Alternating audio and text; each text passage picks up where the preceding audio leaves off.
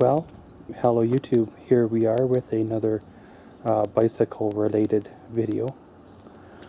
Well, in front of us here we have a Kona A'Ha single speed cruiser bicycle. Not 100% sure the vintage of this here bike. I forget exactly the year that I bought it. It's been, well, that long. I know it's somewhere around the late 90s, like 99 or so, or very, very early 2000s, like probably 2001, 2002. This here bike is pretty close to being stock, other than the most obvious is the cranks.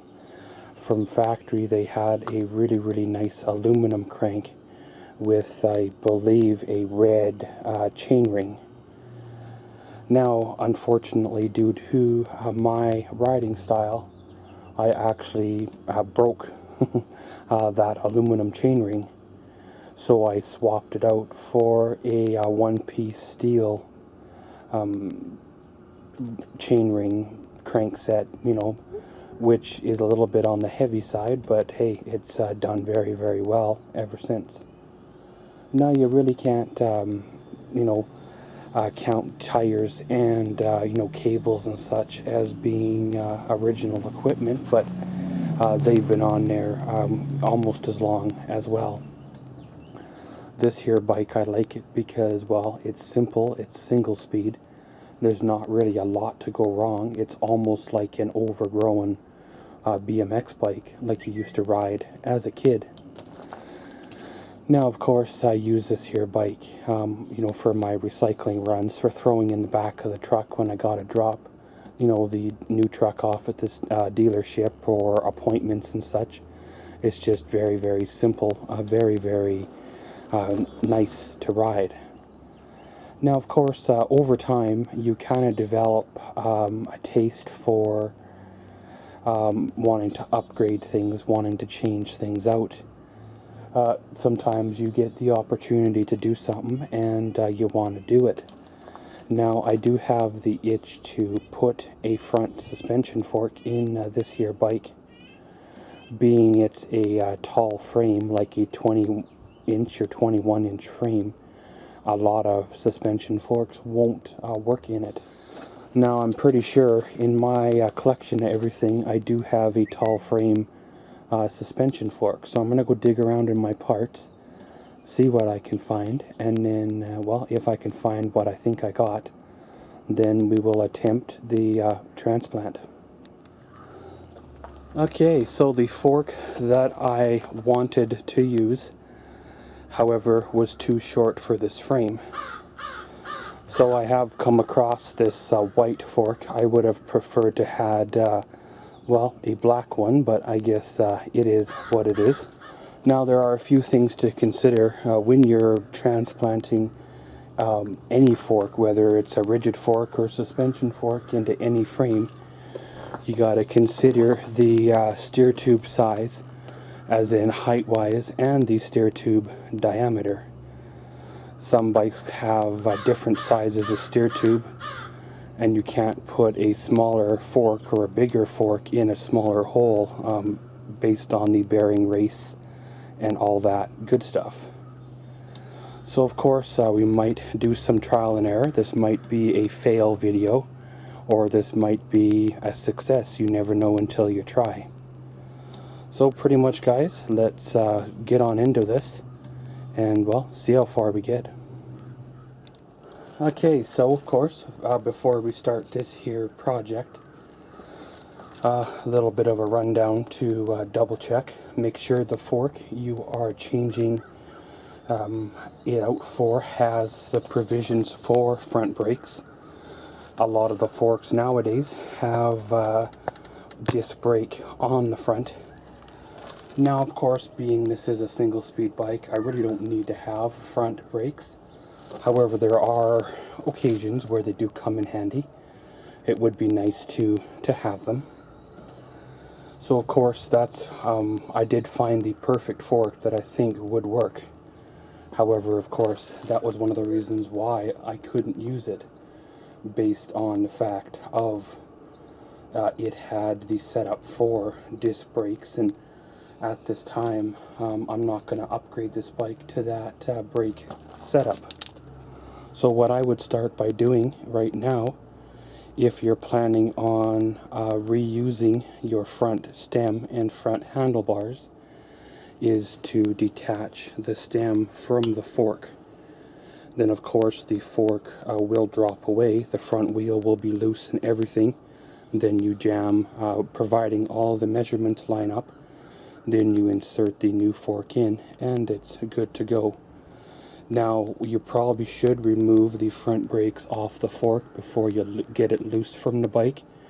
However, I'm not entirely sure that this here fork will work 110% in this here bike. So rather than having to redo things over and over again, we'll take the simple road until we know we can proceed further. So pretty much start by loosening these two side bolts. Now depends on your bike, they might be a little bit rusty. Make sure you use the proper size of tool for your bike. Pretty much like that. You don't have to have them super backed out, super loose, because as soon as you take this top bolt out, your fork should drop out. Now of course be mindful of the bearings that are in here. If they're loose bearings, then well, you're going to have fun picking them up. If they're caged bearings, like I hope they are, then you know, check to see if they're dry. If they're dry, then well, they probably should be repacked before you reinstall them. Now, providing you've done everything correctly, a little bit of a wiggle, you might have to break free, corrosion and such. Everything should start to, well, come apart. Now this here bike has a little keeper in it. It's kind of a wedge, if I remember correctly. And you got to split apart that wedge in order to get the fork out. So what I'll do is I'll get that wedge loosened, and then, well, away we go. Okay, so after you wiggled, jingled, pounded, pulled, huffed and puffed, if you want to say, got that wedge out, the front fork pretty much drops off on out the bottom, hangs there by the cable from, well, the brakes you should have probably have at least disconnected. So of course, after confirming that the fork you're going to put back in it will fit, take your new fork, transfer the bearings on over. At this time, if you want to use new bearings, you are more than welcome to use new ones. If your old ones are good, then just give them a re-grease if you want to, or if they have sufficient grease on them, then stick them back in. So pretty much you got your bearings there on the new fork. Slide your new fork up through the bottom of the headset, making sure, well, of course, everything works the way it's supposed to. All the headset's the right diameter, your bearings are where they need to be. Put your top, cup on, and then of course put that well, wonderful wedge, back in it, and then that should half hold the fork in. Okay guys, so here we go. A little bit of a project update. I have run into a bit of a snag. Now, of course, for those of us that have worked on bikes in the past, especially, well, these type of threadless headsets, we will know that there's a nut in the bottom, or at least the top portion of the fork, that this here bolt goes on into. Now, it doesn't really tighten down like super tight per se, but at the same time it does do a little bit of a job. Now, however, this fork and the nut is a perfect storm of, you know, about 1/4 inch to 1/2 inch too short. Even though the measurements lined up, even though everything looked good on the tape measure side of things, it doesn't look like this fork is going to work in this here frame without doing something stupid in terms of modification. You could probably, if you wanted to, cut 1/2 inch out of the bottom of the steer tube, which I would not recommend doing by far. You could take your stem to a sander and buff off a little bit, which again I wouldn't recommend doing at all, because that will decrease the strength of the stem. Now, unfortunately, in my bicycle hoard, all the bolts that I pull out of every bicycle that I've got is about the same length, give or take a thread or two, which is way too short for what I need. And in my parts bin, well, it's pretty much the same story. Now, this isn't a bolt that you're going to find at your local home improvement store, and unless you've got a really good bike shop in the town you live in, you're probably not going to find it, well, there as well. So of course, until I can either find a bolt, or until we can decide what we're going to do with this here project, I guess it is, well, on a semi-hold. Now again, this here bolt, the top bolt, really doesn't do much in terms of holding things together, but it does suck the fork up so you can get enough force, down force on the stem to tighten the two side bolts like I showed you. So of course I'm going to probably give my hoard one more look just to make sure, and then if I cannot do it, I'll put the front wheel back on it just so I can wheel it around, and then that's it. Okay guys, so here we go.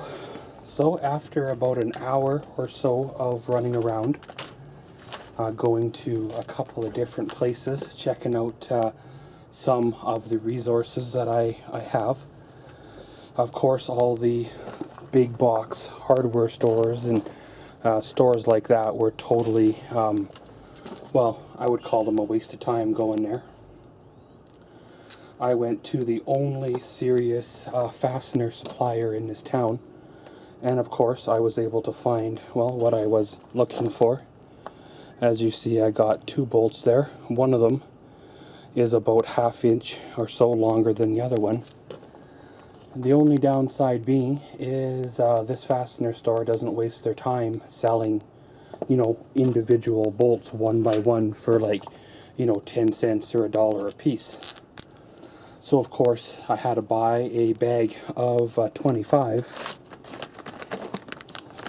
for like 10 bucks to get the job done. It's either that or, you know, scrap the whole idea and go back to the rigid fork. So now of course we can, well, finish the install of the fork and get the old project, well, going. Now of course on, well, pretty much every bicycle that uses this style of headset, the top bolt really doesn't do much except for holding the fork from falling out while you're tightening, you know, the 2 side bolts. Right now I feel a little bit of a rattle in the front fork because that top nut is not tightened correctly. So of course it will give her a little bit of a tighten down, not you know, too much. If you tighten it, over tighten it, you'll actually pull that wonderful nut out of the tube of the fork itself, and then basically you're, well, in a little bit of trouble. So once you got that to where you think it's you know, semi-tight, we'll give these side, well, bolts, or, you know, Allen cap screws, a little bit of a tighten down. They don't have to be super tight, because once you get the wheel on the bike and the bike on the ground, chances are you'll have to adjust the steering anyway, because the steering itself will be off of, well, angle. So once that's all done, we'll pull the new brakes off of the fork and then put the old brakes that match the rear of the bike on. Now, of course, when you're removing the front brakes or back brakes, depends on what the style is. The old school style was a single pivot point in the top that kind of was like a horseshoe. After that, they went with like a cantilever style that were similar looking to these, but they were shorter. And then they went to these V-brake or cross-top style, which give you a more superior stopping strength. So of course, all of them fasten by this pivot point here. You just undo that bolt. Sometimes they're tight, sometimes there's Loctite on them. Sometimes the assembly was done well and they're a pain to take apart. Other times they're quite easily took apart. Pretty much you just take this bolt out, pop it all off of the fork in one piece. I always like to put a zip tie or bread tie through this whole capsule, keeping all that together because, well, the brakes themselves are not in that bad a shape. Every once in a while you'll come across a bike that only has half a set of brakes, or you might find one that's got a plastic set instead of the aluminum style, and you want to change them out. Or I have yet myself to break any brakes, like snap them in half from crashing or just overuse, but hey, it can happen, right? So once those are off, we'll remove the old ones from the old fork and then give them an install. So the old brakes remove off of the fork, just like taking the discarded brakes off of the white fork like I showed you. Some of them have a little bit of tension behind them with a spring that helps them to center back. If you can see that little nubbins right there, there's a hole, corresponding hole in the fork. Slide it over top of the shaft, line up the little nubbins with the hole in the fork. Take your little bolt, stick it back in there, and you're good to go.